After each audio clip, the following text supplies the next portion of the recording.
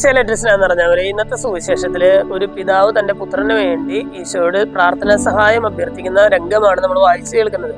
ഇവിടെ ഈ പിതാവ് വന്നിട്ട് ഈശോയോട് പറയുകയാണ്, എന്റെ മകന് ഇങ്ങനെ പിശാചുബാധയൊക്കെ ഉണ്ട്, അവന് കുറെ ബുദ്ധിമുട്ടുകളൊക്കെ ഉണ്ട്, അവനെ ഞാൻ നിന്റെ ശിഷ്യന്മാരുടെ അടുത്തേക്ക് കൊണ്ടു, പക്ഷെ അവർക്ക് സുഖപ്പെടുത്താനായിട്ട് സാധിച്ചില്ല, നീയെങ്കിലും അവനെ ഒന്ന് സുഖപ്പെടുത്തണം എന്ന് പറയുകയാണ് അല്ലെ.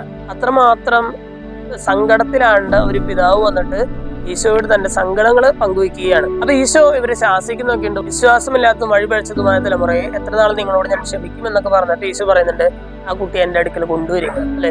ഈ പിതാവ് അത് കേട്ടിട്ട് ഈ കുട്ടി ഈശോയുടെ അടുത്തേക്ക് കൊണ്ടുവരുന്നു. അവിടെ നമ്മൾ വായിക്കുകയാണ്, ഈശോയുടെ അടുത്തേക്ക് വരുമ്പോ തന്നെ പിശാച് ആ കുട്ടിയെ നിലത്തെ വീഴ്ത്തി പീഡിപ്പിക്കുകയാണ് അല്ലെ. നിലത്ത് വീഴ്ത്തുന്നു. എന്തിനാണത്? അതായത് എങ്ങനെയെങ്കിലും ഈശോയുടെ അടുക്കൽ എത്തുന്നതിൽ നിന്നും അവനെ പിന്തിരിപ്പിക്കണം അല്ലെ.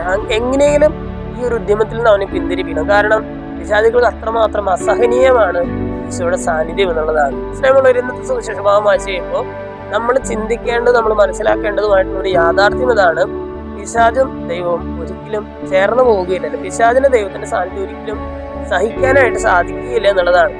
ഈശോ വളരെ സിമ്പിളായിട്ട് ഈ പിശാചിനെ ശാസിക്കുകയും ആ പിശാച് അവനെ വിട്ടുപോവുകയും ചെയ്യുന്ന കുട്ടിയെ വിട്ടുപോവുകയും ചെയ്യുന്നുണ്ട്. ഇന്നത്തെ സുവിശേഷ ഭാഗം വായിച്ചു കഴിയുമ്പോൾ രണ്ട് കാര്യങ്ങളാണ് നമ്മൾ മനസ്സിലാക്കുന്നത്. ഒന്നാമത്തെ കാര്യം, വിശ്വാസമുള്ള ഒരു തലമുറയായിട്ട് നമ്മൾ വളരണം അല്ലെ. ഈശോയിലുള്ള വിശ്വാസം, ആ വിശ്വാസത്തിലേക്ക് നയിക്കാനായിട്ട് ഈ അറിവ് നമ്മൾ പ്രാപ്തരാക്കണം. എന്താണ് അറിവ്? പിശാചിന് ഒരിക്കലും ഈശോയുടെ സാന്നിധ്യം സഹിക്കാനായിട്ട് സാധിക്കില്ല എന്നുള്ളതാണ്. ഈശോയുടെ സാന്നിധ്യമുള്ള ഇടങ്ങളാണ് ഓരോ ദിവസവും വിശുദ്ധ കുർബാന അർപ്പിക്കപ്പെടുന്ന ദേവാലയം.